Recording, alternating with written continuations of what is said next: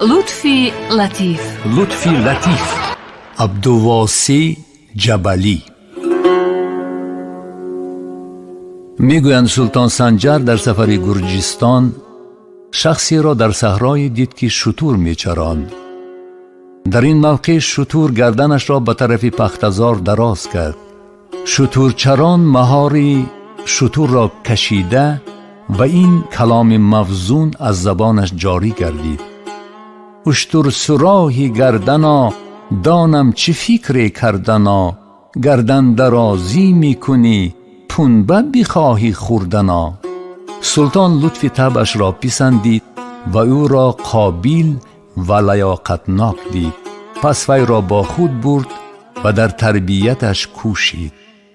پس از مدتی او ترقی کرد و شاعری زبردستی گردید. او شاعری معروف عبدالواسی جبلی است.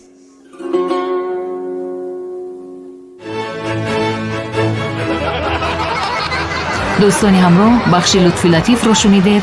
همیشه خوشحال و خوشگوی و خوش‌طبع باشید.